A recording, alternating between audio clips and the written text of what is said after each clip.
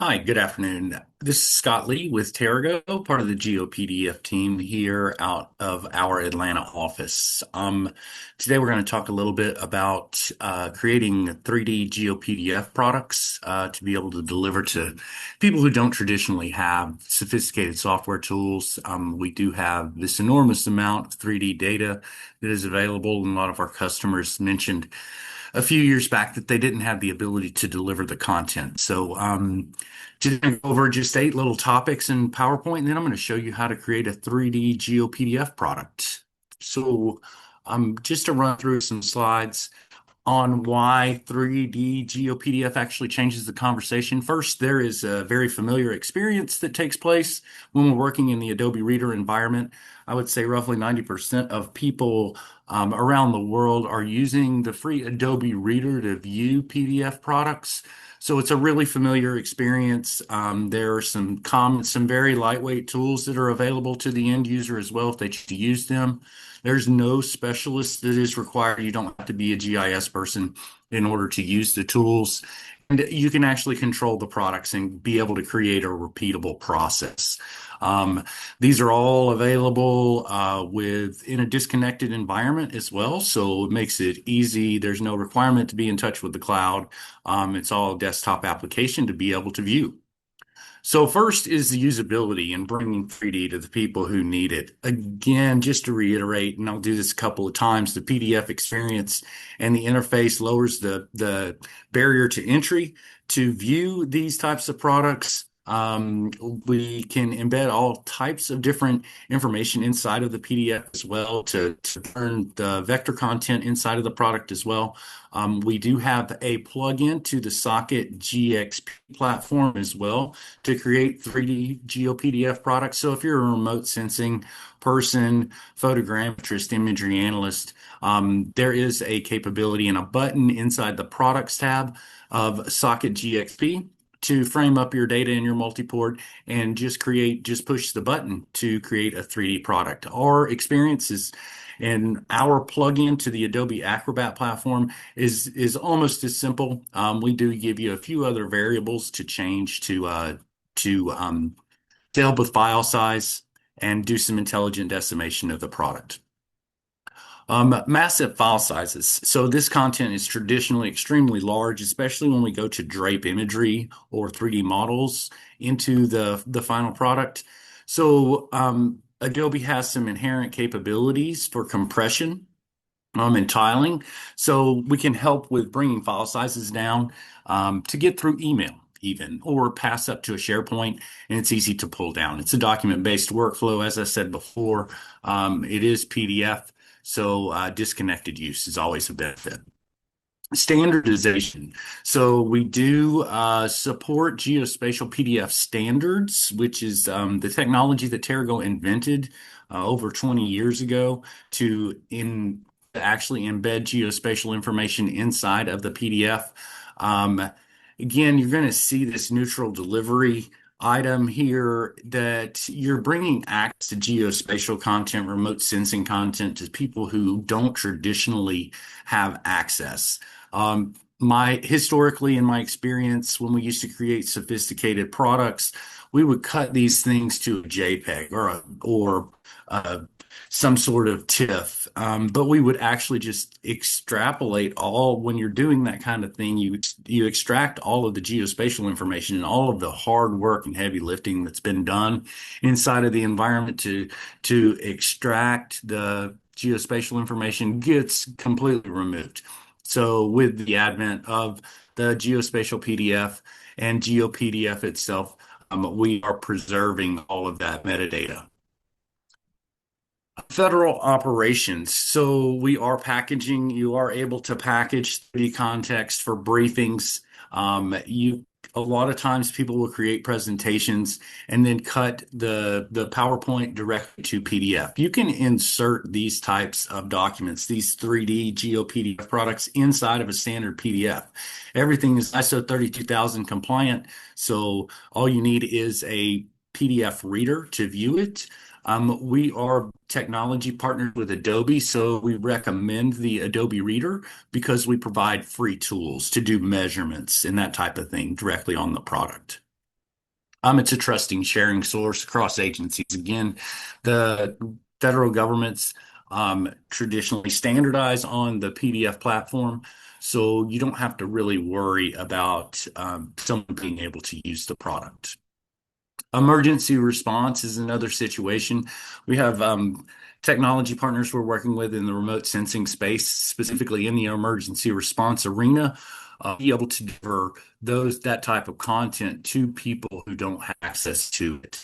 You can actually create these elevation data sets and frame them up in what's called a GeoPDF map book, using our SDK as well, and deliver these 3D products and packets before situations like the network outages and those types of things actually degrade.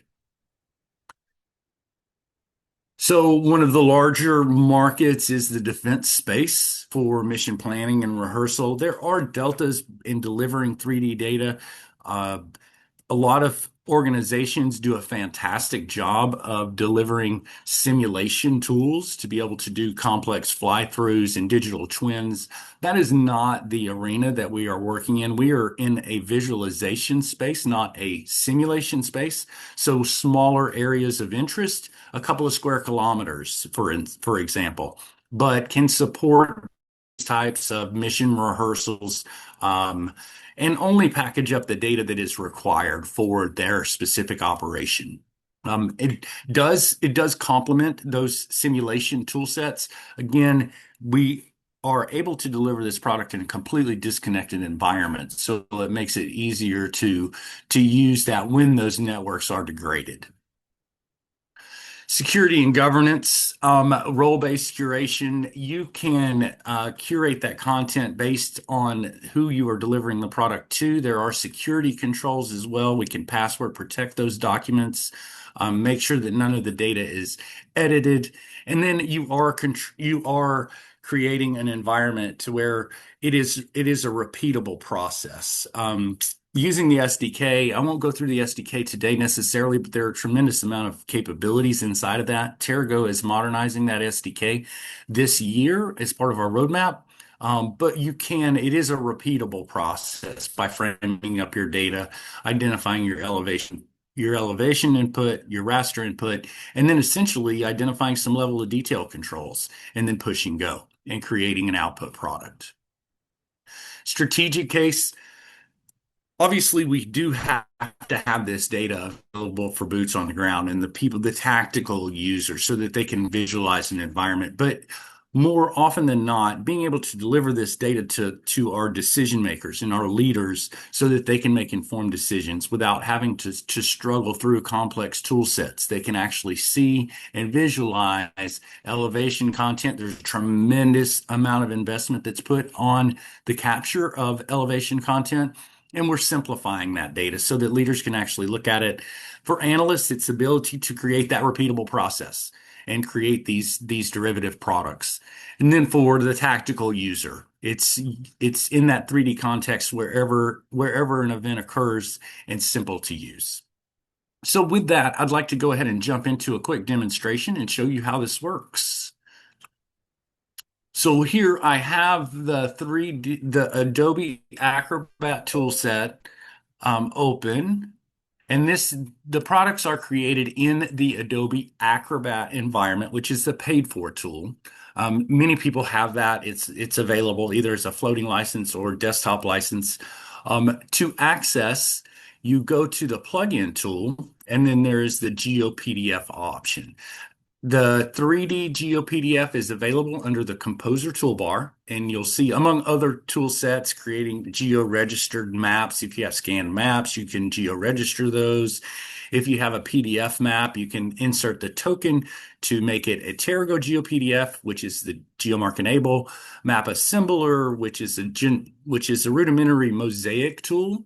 We have the ability to do batch geo-registration if you have a contiguous set of files and a known coordinates for those files.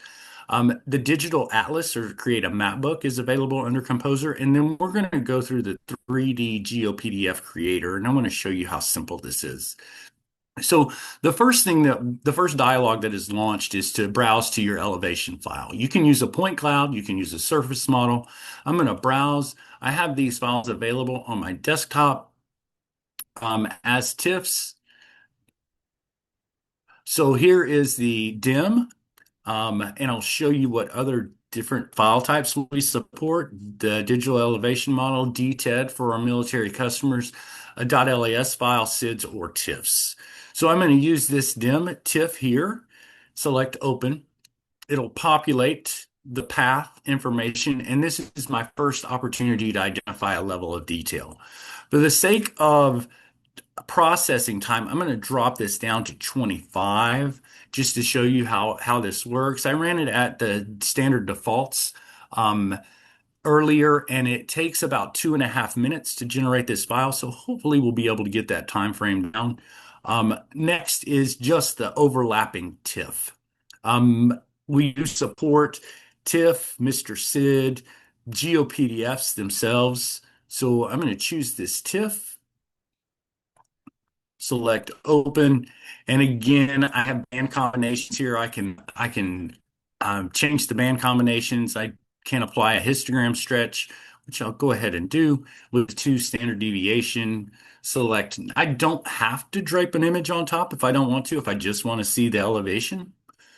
Next, there are downsampling strategies here. I'm going to balance the speed and the processing here, uh, just so we get a decent product. And I'm going to drop this level of detail down to 50, again, for the sake of speed in the processing time. Select Next. I'm going to clip the image and the dim to overlap. Select Next. And then I'm going to title this model, and I'm going to call this 3D GeoPDF demonstration. And this here, save the 3D model. It's asking me to save it to a specific location, and I'm gonna call this 3D demonstration. Select save, and then simply just choose finish, and it will generate the 3D model.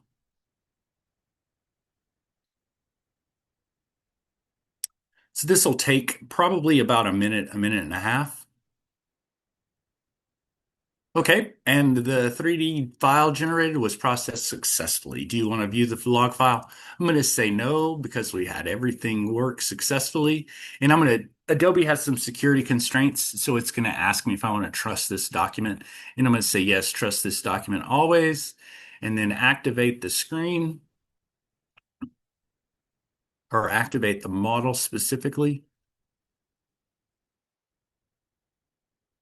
Generally takes a second, but now you see that at the bottom right-hand corner, as traditional with the GeoPDF product, I have an X and a Y value down here, the longitude, latitude, and then the MGRS, but I also have an elevation value. So now as I move around, that information changes. And again, the document is completely interactive. And you can zoom in, zoom out. And even with the decimation of downsampling the elevation file and the imagery, the file looks still pretty good. So it's a fantastic way to be able to share 3D data. Again, a lot of times people will just be able to take snapshots. And when you take those snapshots and convert them to JPEG or PNG, then you're losing all of the spatial information that's inside of the document. Whereas here, now we have an interactive document, and you can actually use um, a couple of the GeoPDF free toolbar functions. For example, I can actually take a measurement directly here. I'm going to measure a linear feature or just a line from one point to the next. You'll see I have a dynamic display of the length of that location or of that linear feature. So again, a fantastic way to be able to deliver GeoPDF content or deliver elevation content. in a really valuable way and not just have the data sitting on the shelves anymore or sitting in the cloud with no one having access to actually view the content. If you would like to go through a more detailed demonstration or have other questions, please feel free to reach out to me again, Scott Lee, over here at Tergo. Follow us on our social media sites, LinkedIn, all of the others, or just reach out to me directly. Thanks and really appreciate your time. Thank you very much.